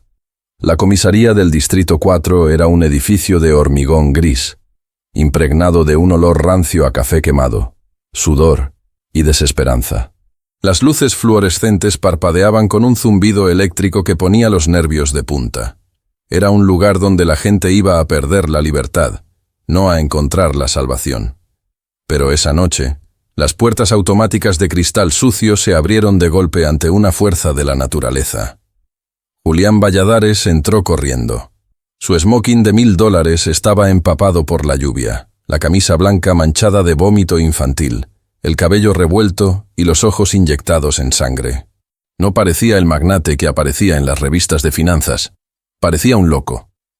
Detrás de él entró el paramédico, pálido, cargando a Mateo, que seguía conectado a un monitor portátil que pitaba rítmicamente, marcando una taquicardia peligrosa. Julián llevaba a Lucas, cuyo llanto se había convertido en un gemido ronco, casi inaudible, el sonido de un animalito que se rinde ante el dolor. «¡Quiero ver a Elena!», gritó Julián acercándose al mostrador de recepción con tal ímpetu que el oficial de guardia, un hombre corpulento y aburrido, se puso de pie de un salto, llevando la mano a su arma reglamentaria. «¡Alto ahí!», ladró el policía. «¿Quién se cree que es? Esto es una comisaría, no un hospital. Si los niños están enfermos, lléveselos a urgencias». «¡Vengo de urgencias!», rugió Julián, golpeando el mostrador con el puño libre. «Ningún médico puede curar esto. Necesito a la detenida que trajeron hace 2 horas. Elena, sáquenla ahora mismo». El oficial lo miró con desdén, reconociendo vagamente la arrogancia del dinero, pero disfrutando de su pequeña cuota de poder. «Ah, la ladrona de joyas. Está procesada, señor. Nadie puede verla hasta que el juez dicte la fianza mañana por la mañana. Vuelva a casa y deje de hacer escándalo, o lo encierro a usted también». Lucas, en brazos de Julián, tuvo otro espasmo. Su carita se puso azulada de nuevo. El monitor de Mateo empezó a pitar más rápido. «Bip, bip, bip, bip». «La saturación está bajando al 85%, advirtió el paramédico con pánico en la voz. «Señor Valladares, no tenemos tiempo». Julián sintió que el mundo se le venía encima. Miró al policía a los ojos. Ya no había arrogancia en su mirada, solo una desesperación cruda, humana, devastadora. «Mire a mi hijo», dijo Julián, con la voz quebrada, levantando a Lucas para que el oficial lo viera. «Se está muriendo. Literalmente se está dejando morir de tristeza porque le arrancaron a la única madre que conoce. Usted tiene hijos, ¿verdad?» Veo la foto en su escritorio. El policía bajó la vista hacia la foto de 2 niñas sonrientes pegada en su monitor. Luego miró al bebé a su lado y tembloroso. «Señor, es el reglamento», dudó el oficial, su voz perdiendo firmeza. «Al diablo el reglamento», suplicó Julián, con lágrimas mezclándose con la lluvia en su cara. «Si mi hijo muere esta noche, su muerte estará en su conciencia, no en la mía. Solo déjeme entrar. 5 minutos. Por favor. Se lo suplico como padre». El silencio en la recepción fue absoluto, roto solo por los pitidos de la máquina médica. El policía tragó saliva. Miró a su compañero, que asintió levemente. «Celda 3, al fondo a la derecha», masculló el oficial lanzando un juego de llaves sobre el mostrador. «Tiene 10 minutos. Y yo no he visto nada». Julián agarró las llaves con mano temblorosa. «Gracias», susurró, y echó a correr por el pasillo lúgubre, seguido por el paramédico. El pasillo olía a humedad y orina. Los presos gritaban obscenidades al ver pasar a un hombre de smoking, pero Julián no oía nada. Solo oía el bip bip que se ralentizaba peligrosamente. Llegó a la celda 3. A través de los barrotes, vio una figura encogida en un banco de cemento, con la cabeza entre las rodillas. «Elena». Ella levantó la cabeza de golpe. Tenía los ojos hinchados de tanto llorar, el maquillaje corrido, el uniforme arrugado. Pero cuando vio a Julián, y sobre todo, cuando vio los bultos pequeños que traían, no preguntó por su abogado, no preguntó por la denuncia. Se puso de pie de un salto y corrió hacia los barrotes. «¡Mis niños!», gritó, extendiendo las manos esposadas a través de los hierros. «¿Qué les pasa? Están morados». «Están muriendo de pena, Elena», dijo Julián luchando con la cerradura, las llaves resbalando en sus dedos sudorosos. «No paran de llorar, tienen fiebre, no respiran bien». El sonido metálico de la puerta abriéndose fue el sonido más dulce que Julián había escuchado en su vida. En cuanto la reja se abrió, Elena no esperó. Ignorando las esposas que le apretaban las muñecas, se abalanzó sobre Julián, pero no lo abrazó a él. Sus manos fueron directas a la cara de Lucas. «Shh, shh, mi vida, mi amor chiquito, aquí está mamá, aquí estoy». Empezó a susurrar Elena, con esa voz aterciopelada que Julián había escuchado en las grabaciones. Tomó a Lucas de los brazos de Julián. El movimiento fue torpe por las esposas, pero cargado de una urgencia vital. Pegó al niño contra su pecho, piel con tela, corazón con corazón. «¡Suelten a Mateo también!», ordenó ella al paramédico, sentándose en el suelo sucio de la celda porque no tenía fuerzas para estar de pie. El paramédico le entregó al otro bebé. Elena acomodó a los 2 en su regazo, rodeándolos con sus brazos encadenados, formando un círculo de protección impenetrable. Empezó a mecerse, adelante y atrás, y empezó a cantar. «Arrorró mi niño, arrorró mi sol». Julián se quedó de pie, observando, conteniendo el aliento. El paramédico miraba el monitor. Fue cuestión de segundos, al sentir el olor de ella, al escuchar el latido de su corazón que conocían mejor que el propio, el cuerpo de Lucas se relajó. El arco rígido de su espalda se deshizo. Soltó un suspiro largo, entrecortado, un «ah», que liberó todo el aire atrapado en sus pulmones. Su color empezó a cambiar de azul a rosado. Mateo, en el otro brazo, dejó de gemir. Agarró con su manita la cadena de las esposas de Elena y cerró los ojos. «La frecuencia cardíaca está bajando», susurró el paramédico incrédulo, mirando la pantalla. 180, 160, 130. Es normal. Están entrando en ritmo sinusal normal. La saturación subió al 98%. Julián cayó de rodillas en el suelo sucio de la celda. No le importó el barro ni la inmundicia. Se cubrió la cara con las manos y soltó un sollozo seco, violento.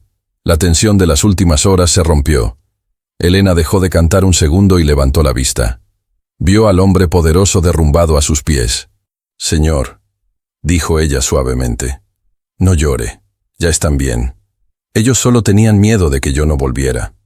Julián levantó la cabeza. Sus ojos se encontraron con los de ella.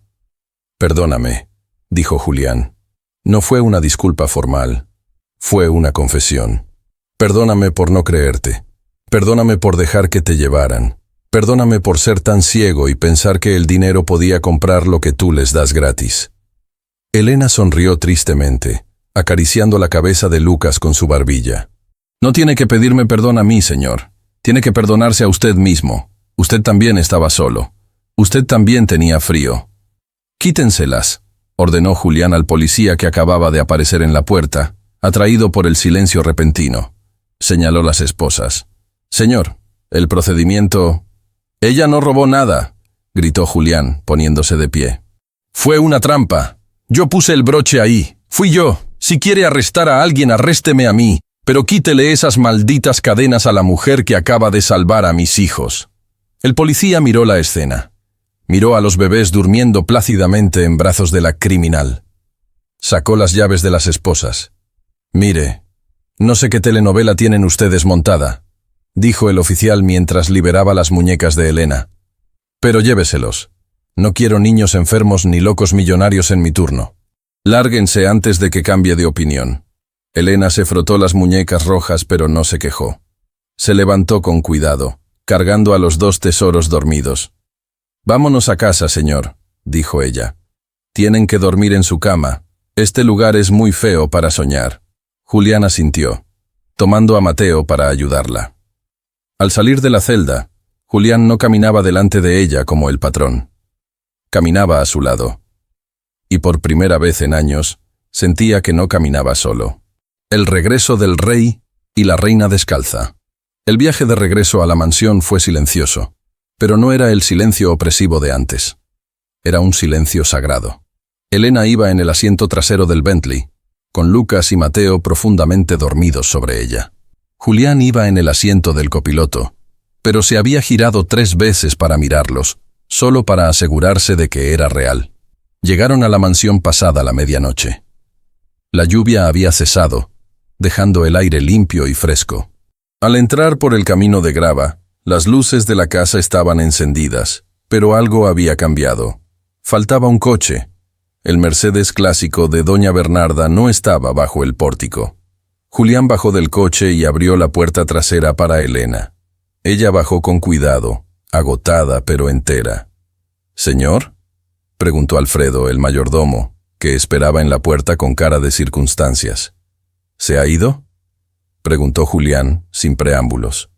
«Hace 20 minutos, señor», confirmó Alfredo. «Se llevó 4 maletas. Dijo que esta casa se había convertido en un zoológico y que ella no viviría entre salvajes». Julián soltó una carcajada corta, liberadora. «Perfecto. Cierra el portón, Alfredo. Y cambia el código de seguridad. Que no vuelva a entrar nadie que no entienda lo que significa la palabra familia». Entraron en el vestíbulo. El mismo vestíbulo donde horas antes había ocurrido la tragedia. Los pedazos del broche de zafiros seguían esparcidos por el suelo de mármol, brillando inútilmente bajo la luz.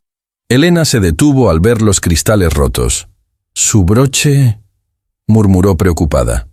«Vale una fortuna». Julián ni siquiera miró al suelo.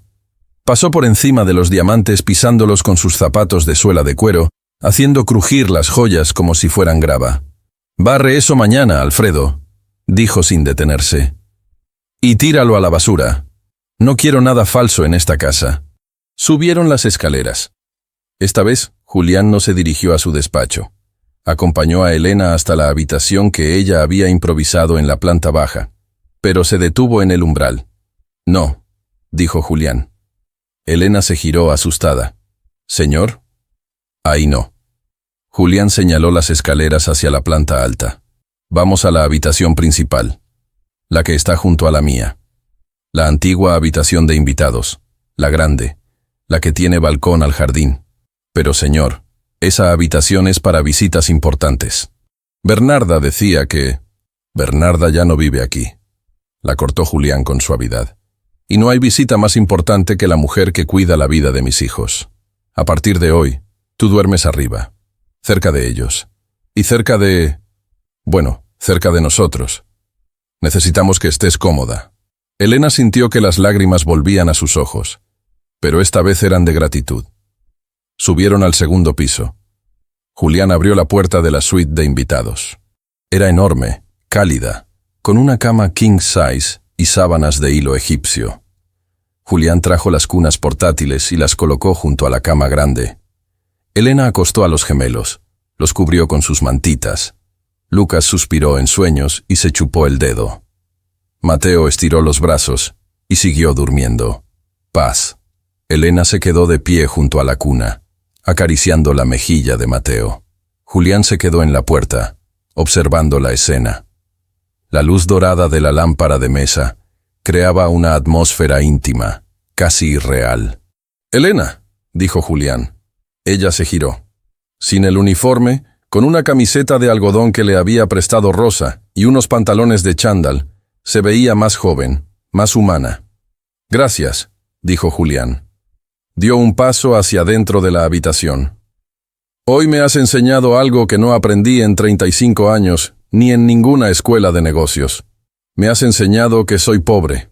Elena ladeó la cabeza, confundida. «¿Pobre, señor? Usted es el hombre más rico de la ciudad». «No». Julián negó con la cabeza, acercándose a ella hasta quedar a 1 metro de distancia. Tenía mucho dinero, pero era un mendigo emocional. Tú que dormías en el suelo, eras la millonaria. Tenías tanto amor para dar, que te sobraba incluso para rezar por el ogro que te trataba mal». Julián extendió la mano, dudando un segundo, y luego, con una valentía nueva, tomó la mano de Elena. Sus manos eran callosas, ásperas por el trabajo duro. Las de él eran suaves. El contraste era perfecto. «No quiero que seas solo la niñera», dijo Julián, mirándola a los ojos con una intensidad que hizo que a Elena le temblaran las rodillas. «Quiero que me enseñes a ser padre. Quiero que me enseñes a cantar esas canciones ridículas. Quiero que me enseñes a no tener frío». Elena apretó suavemente la mano de él. Sintió el calor. El hielo se había derretido. «Es fácil, señor», susurró ella, con una sonrisa tímida. «Solo tiene que dejar de pensar con la cabeza y empezar a sentir con lo que tiene aquí». Puso su mano libre sobre el pecho de Julián, sobre su corazón. El corazón de Julián latía fuerte, vigoroso, vivo. «Julián», dijo él. «Llámame Julián». El señor se quedó en la comisaría con el traje sucio. «Está bien, Julián», probó ella. El nombre sonó dulce en sus labios. Julián se inclinó levemente. No la besó. Todavía no. Era demasiado pronto, y el respeto que sentía por ella era demasiado grande para apresurarlo. Pero le dio un beso en la frente. Un beso largo, casto, lleno de una promesa silenciosa. «Descansa», susurró él contra su piel. «Mañana será el primer día de nuestra nueva vida». Julián se retiró, cerrando la puerta con suavidad. Se quedó en el pasillo un momento, escuchando. No oyó llantos, no oyó gritos. Oyó a Elena tarareando muy bajito mientras se acomodaba en la cama grande, por primera vez durmiendo en un colchón digno de una reina. Julián caminó hacia su propia habitación, se quitó la ropa apestosa a comisaría y miedo, y se miró al espejo. Vio ojeras, vio arrugas nuevas, pero por primera vez en 6 meses, no vio a un fantasma. Vio a un padre. Se metió en la cama. Y esa noche, el millonario viudo durmió tan profundamente como sus hijos. Arrullado por la certeza de que la verdadera riqueza no estaba en la caja fuerte, sino durmiendo en la habitación de al lado. La verdadera fortuna y el final de la era de hielo. El amanecer llegó a la mansión Valladares, pero no fue un amanecer cualquiera. Durante los últimos 6 meses, el sol parecía entrar en esa casa pidiendo permiso, iluminando muebles fríos y pasillos vacíos. Hoy, sin embargo, la luz estalló a través de los ventanales con una insolencia alegre. En la cocina, el cambio era palpable. No había silencio temeroso. Había ruido. El sonido de la licuadora, el choque de sartenes y, lo más impactante de todo, la risa de Rosa. «Niña, deja de fregar eso», regañó Rosa cariñosamente, quitándole el estropajo a Elena. «El señor Julián fue muy claro. Tu trabajo ya no es limpiar platos. Tu trabajo es, bueno, ser el corazón de esta casa». Elena sonrió, sentada en un taburete alto, con Mateo en su regazo jugando con una cuchara de madera. «Rosa, no puedo quedarme quieta. Me siento extraña si no ayudo». «Pues acostúmbrate», dijo una voz grave desde la entrada. Julián entró en la cocina. La imagen hizo que Rosa casi soltara la sartén. El gran Julián Valladares, el hombre que solía desayunar un café negro leyendo el Financial Times con el ceño fruncido, vestía unos pantalones de lino arrugados y una camiseta polo blanca. Tenía el pelo húmedo de la ducha, y lo más increíble, llevaba a Lucas en brazos. El bebé le estaba babeando el hombro, y a Julián no parecía importarle en lo más mínimo. «Buenos días», dijo Julián, besando la cabeza de Lucas. «¿Hay café? ¿Y panqueques?» Lucas me ha dicho en su idioma que hoy quiere oler a vainilla. Elena lo miró y sintió que el corazón le daba un vuelco. El ogro había desaparecido. En su lugar, había un hombre que intentaba recuperar el tiempo perdido con una avidez desesperada. «Buenos días, Julián», respondió ella. Todavía le costaba tutearlo, pero él insistía. Se sentaron a la mesa. No en el comedor formal de 12 puestos, sino en la pequeña mesa redonda de la cocina. Julián observó a Elena alimentar a Mateo. Veía la paciencia en sus ojos, la dulzura con la que limpiaba las mejillas del niño. «He tomado una decisión», dijo Julián de repente, dejando su taza de café. Elena se tensó. El miedo a que todo fuera un sueño seguía latente. «¿Señor? Digo, ¿Julián?» «He vendido el sofá de seda italiano», dijo él con una sonrisa traviesa, «y las alfombras persas del salón, esas que Bernarda no dejaba pisar». «¿Las vendió?» Elena abrió los ojos como platos. «Pero valían una fortuna. Eran trampas de polvo y pretensión». Julián se encogió de hombros. «He pedido alfombras de lana, gruesas y suaves, y sofás grandes, de tela lavable. Quiero que los niños puedan gatear, correr y vomitar donde quieran sin que parezca un crimen de Estado. Quiero una casa donde se pueda vivir, Elena. Una casa como la que tú les dabas en ese cuartito pequeño, pero en grande». Elena sonrió, con los ojos brillantes. «A los niños les va a gustar. Y hay algo más». Julián se puso serio, pero era una seriedad cálida. «El abogado vendrá al mediodía. Voy a retirar todos los cargos contra ti, obviamente. Pero también voy a redactar un contrato nuevo. No necesito más dinero, Julián. Con lo que me paga estoy bien». «No es un contrato de trabajo, Elena». Julián extendió la mano sobre la mesa y cubrió la de ella. «Es un documento de tutela legal. Si algo me pasa a mí, Dios no lo quiera, quiero que tú seas la tutora de los gemelos. No Bernarda, no mis socios, tú». El silencio en la cocina fue absoluto. Rosa se detuvo con la cafetera en el aire. Elena sintió que le faltaba el aire. «Julián, eso es enorme. Soy solo la niñera». «No», Julián apretó su mano con fuerza. «Eres la madre que ellos eligieron cuando la vida les quitó la suya. Y eres la mujer que me enseñó a mí a ser padre. La sangre te hace pariente, Elena, pero solo el amor te hace familia. Y tú eres nuestra familia». El epílogo. 1 año después. El jardín de la mansión, antes un prado de césped inglés perfecto y prohibido, estaba irreconocible. Había un castillo inflable de colores chillones en medio del jardín. Había juguetes esparcidos. Había globos atados a los rosales premiados. Era el primer cumpleaños de los gemelos. La música sonaba en el aire, canciones infantiles que se mezclaban con el murmullo de los invitados. Pero no eran los socios aburridos de la firma de Julián. Eran vecinos, era la familia de Rosa, eran amigos nuevos que Julián había hecho en el parque. Gente real. Julián estaba en la parrilla, con un delantal que decía el jefe de la tribu, riendo mientras volteaba hamburguesas. Se veía 10 años más joven.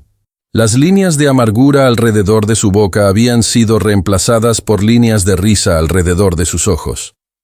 Elena estaba sentada en una manta de picnic en el césped. Sí, en el suelo, su lugar favorito, pero ahora por elección y alegría, rodeada de niños. Lucas y Mateo, ahora con 1 año, daban sus primeros pasos tambaleantes, cayéndose y levantándose entre risas, con las caras manchadas de pastel. «¡Papá! ¡Papá!», gritó Lucas, señalando el castillo inflable.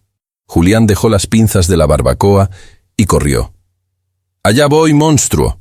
Julián se quitó los zapatos caros y entró en el inflable con sus hijos, rebotando, cayendo, haciendo el ridículo.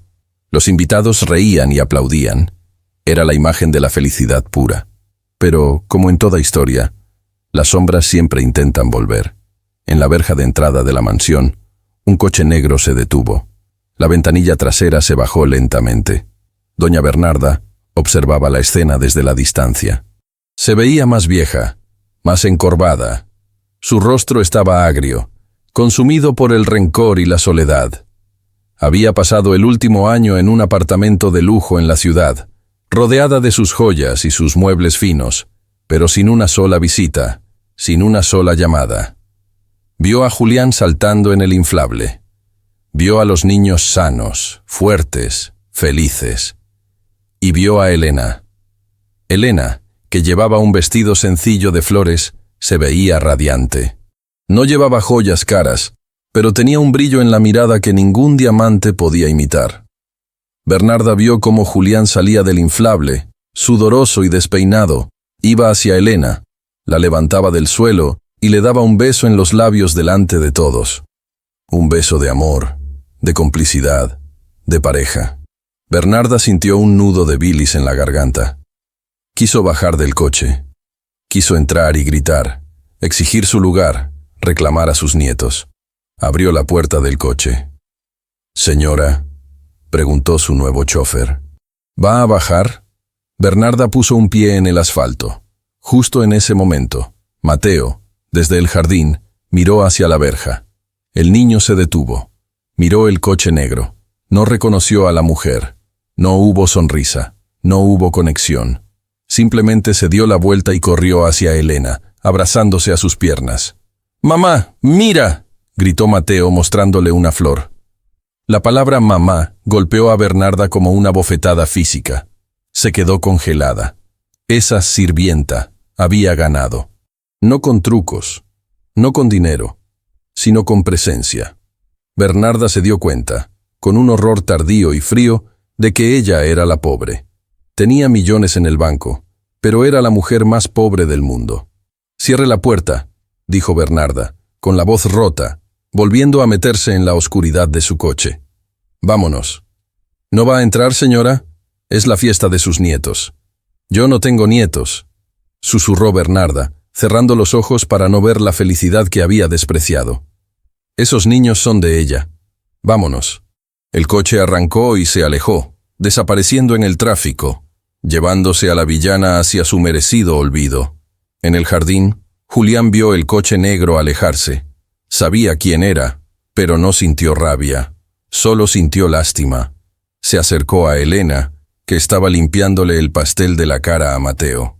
«Se ha ido», dijo Julián suavemente al oído de ella. Elena levantó la vista y miró hacia la carretera vacía. Suspiró, aliviada. «Es triste, Julián. Se pierde todo esto». Ella eligió sus muebles. Nosotros elegimos esto. Julián se sentó en el césped junto a ella, sin importarle mancharse el pantalón. «Elena, he estado pensando». Ella sonrió, pasándole una servilleta por la frente a él también. «Hace 1 año, te encontré durmiendo en el suelo de mi sala. Pensé que eras el problema. Resulta que eras la solución». Julián metió la mano en el bolsillo. Nos sacó un anillo de diamantes gigante y ostentoso. Sacó una cajita de terciopelo que contenía un anillo sencillo, de oro blanco, con una pequeña piedra brillante, pero discreta. Un anillo que no molestaría para cambiar pañales o para jugar en el suelo. No te pido que seas la señora de la casa para lucirte en fiestas, dijo Julián, con la voz temblando ligeramente, igual que aquella primera vez que cargó a Mateo. Te pido que seas mi compañera, que seas la madre oficial de estos terremotos, y que me dejes cuidarte a ti el resto de mi vida. Elena, ¿te casarías con este viudo aburrido y sus 2 hijos locos? La música pareció detenerse. Los invitados contuvieron el aliento. Lucas y Mateo se quedaron quietos, mirando a su papá, intuyendo que algo importante pasaba. Elena miró el anillo, luego miró a los niños, y finalmente miró a Julián. Vio al hombre que había bajado de su pedestal para encontrarse con ella en la realidad. No eres un viudo aburrido, dijo ella con lágrimas rodando por sus mejillas. Eres el hombre más valiente que conozco. Y sí, me caso contigo. Me caso con los 3. Julián le puso el anillo. No hubo aplausos educados de gala. Hubo gritos, silbidos y vítores. Lucas y Mateo se lanzaron sobre ellos, creando un abrazo grupal en el césped, una montaña de amor, risas y pastel. Julián, aplastado bajo el peso de su futura esposa y sus hijos, miró al cielo azul. Recordó las noches frías, el silencio, el dolor, y pensó en la imagen que lo cambió todo. Una chica durmiendo en el suelo, protegiendo lo que él no sabía valorar. Ahora, él también estaba en el suelo, y nunca había estado tan alto.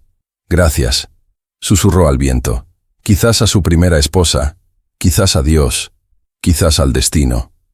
Elena lo besó, y en ese beso se selló el final de la tristeza y el comienzo de una dinastía basada no en el apellido, sino en el calor de un abrazo. Fin.